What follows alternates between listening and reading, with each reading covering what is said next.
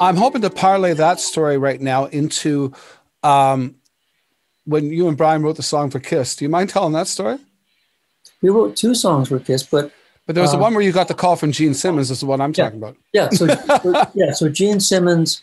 Well, first of all, we got a call one day. My phone rings and my wife answers, and she goes, "Jim, it's Michael Jackson." I went, "What?" So, hello. He goes, "Hi, Jim. This is Michael James Jackson, the producer in Toronto." So it's Michael James Jackson. But he was producing Kiss. He was producing, I forget the name of their album, Creatures of the Night or something like that. Yeah, I think it was called Creatures of the Night. He says, "Look, I'm a Canadian.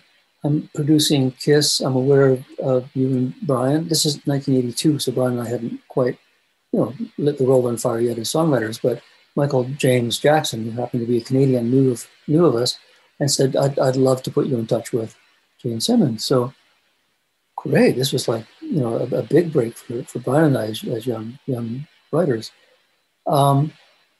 So I'm trying to remember quite how this unfolded, but Gene had a riff.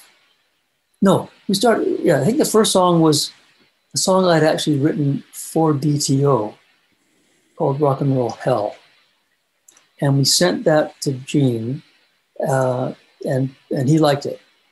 So he phoned us, and Brian and I are on the phone with Gene Simmons, which was quite a thrill. So I'm on one phone and Brian's on the other phone. We can see each other, and we're talking to Gene Simmons. And Gene says, I love the song. We're going to record it. And Brian and I are like, great. He says, there's just one problem. It needs a third verse. There are only 2 verses. And Brian and I look at each other like, we say, actually, Gene, it doesn't need a third verse. He goes, Gene says, yes, it does. And I'm going to write it. So that was our sort of introduction to. Hey, it didn't need a third verse. He just wanted his name on it. Of course. And I guess what he was saying, and this points back to my whole thing, is if you want to get a song on an album, the artist wants to have an interest in it. I mean, they're not, unless it's a completely non-writing artist, like say Tina Turner or Joe Cocker, who don't write their own songs. They rely specifically on songs from outside songwriters.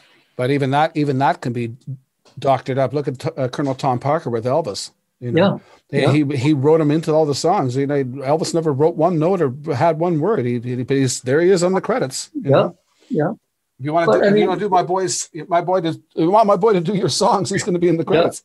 Yeah. I mean, and to Gene's credit, he did legitimately contribute a third verse, but it was very clear to us that if we wanted the song on the album, we had to let Gene in on the songwriting action. Hey, thanks for joining us. Check out our other vignettes and full episodes from a wide variety of guests for more great content. Please like, share, and subscribe, and become a member at SocialNRGPresents.com to access premium content and earn valuable energy points just for watching.